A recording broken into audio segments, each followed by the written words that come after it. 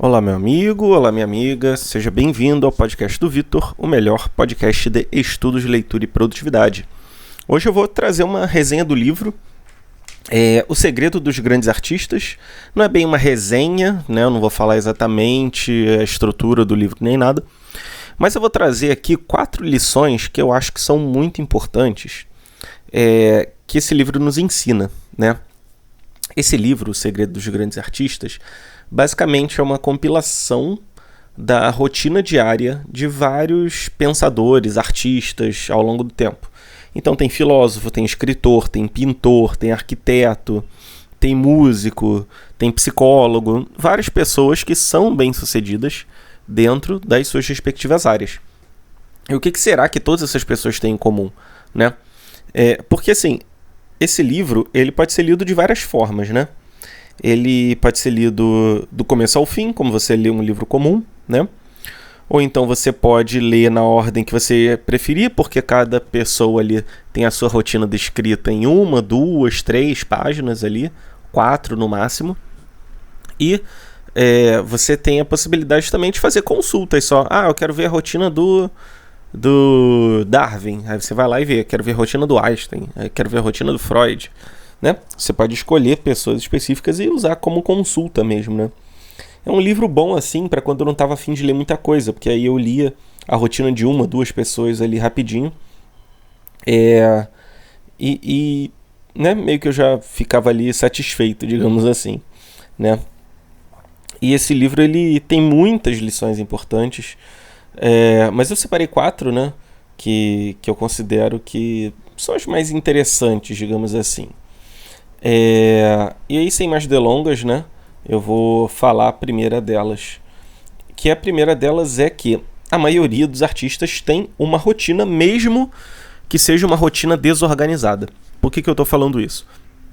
Se você for ler esse livro, você vai notar que, sei lá, um cara acorda às 6 da manhã e faz tudo, né, de acordo com o que ele quer. Outro cara acorda meio-dia e consegue fazer as coisas. Outro cara fica acordado a noite toda e dorme de dia. Mas independente disso, eles conseguem manter uma rotina, uma espécie de organização ao longo do dia que faça sentido para eles. Alguns preferem trabalhar de dia, alguns preferem trabalhar à tarde, alguns preferem trabalhar à noite, alguns preferem trabalhar de madrugada, alguns preferem trabalhar um pouquinho de manhã, um pouquinho à tarde. Então não existe uma regra definitiva aqui. Você, obviamente, vai olhar para essas rotinas assim, né? E você vai ver que cada pessoa tem a sua, mas eu espero que você, quando for ler esse livro, ou se você não for ler esse livro, né? Se você for consultar, ou se você só estiver mesmo ouvindo o episódio do podcast, você tem que entender que cada um vai ter uma rotina que seja apropriada com a sua realidade, né? Então a gente, assim, muita gente que eu conheço que fica vendo vídeo de produtividade, rotina matinal, rotina diária. Eu acho que é bom a gente mostrar alguns hábitos que a pessoa pode ter, né? Tem aquele livro Milagre da Manhã, mostra alguns hábitos legais, né? Tá bom.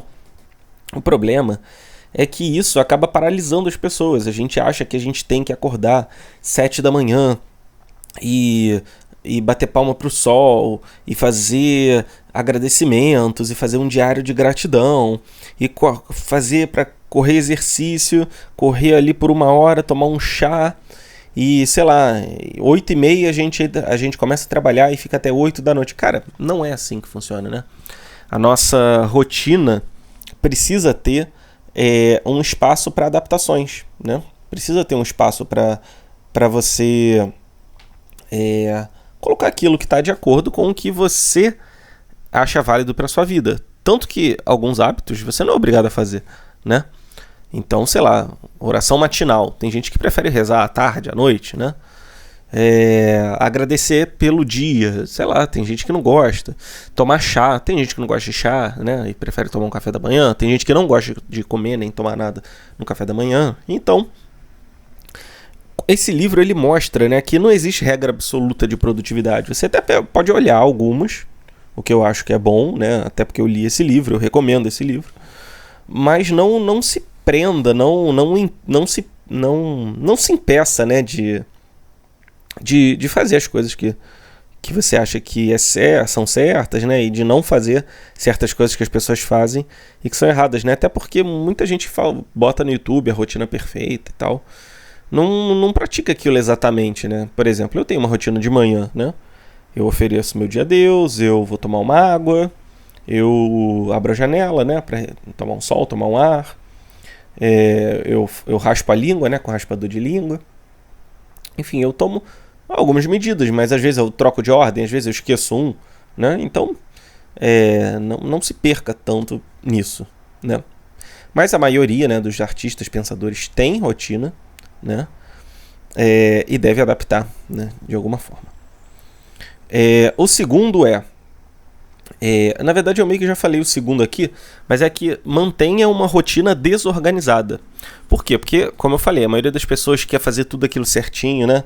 Então, talvez você já tenha feito isso. Botou lá, eu vou acordar 7, de 7 às 7h15 eu vou fazer yoga, de 7h15 às 7h25 eu vou escrever, de 7h25 às 7h40 eu vou fazer polichinelo, de 7h40 às 8h30 eu vou estudar, de 8h30 às 10 eu vou trabalhar, e aí depois eu vou comer, né? E bota isso tudo perfeitinho no papel. Cara, a não ser que você seja uma pessoa assim, com muita força de vontade, ou então uma pessoa que não tenha nenhum tipo de imprevisto no seu dia a dia, o que é difícil, né? Pô, pessoal trabalhando em casa, muita gente, né, migrou pro trabalho em casa, ou até mesmo no seu trabalho de escritório, as demandas do dia a dia mudam, né? Mesmo se você for um advogado, um contador, que são profissões assim que tendem a ter uma rotina maior, né? Sei lá, pode ter uma audiência de manhã se você é advogado, e beleza, faz parte, né? Então é isso, você tem que entender que a sua rotina não vai ser perfeita. Vão ter dias em que você vai acordar mais tarde, vai acordar mais cedo, vai se sentir bem disposto, vai se sentir mal disposto.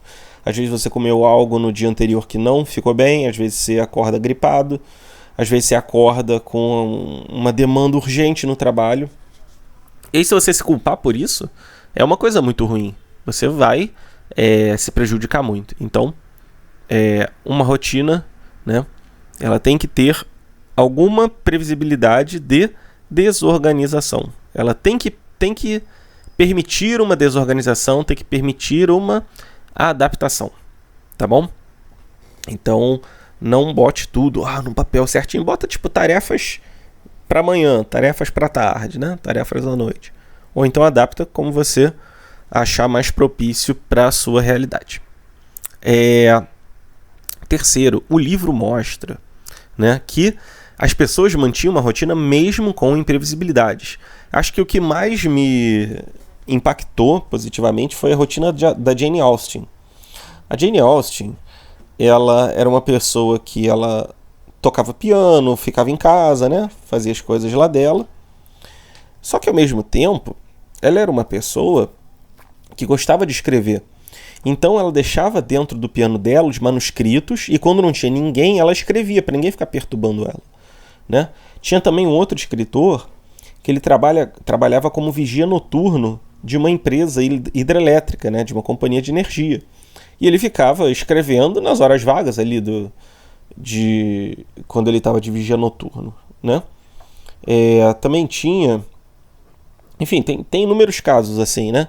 Mas também tinha, por exemplo, o cara que ele era rico, era de família rica, e ele tinha a empresa dele, só que, não, na verdade ele tinha um emprego, né? Acho que não era a empresa dele, não lembro. E mesmo assim, mesmo ele sendo rico, ele gostava de ter essa rotina do emprego, porque ele conseguia se manter constante. Ele precisava de uma rotina externa para que ele conseguisse se manter constante no seu trabalho criativo.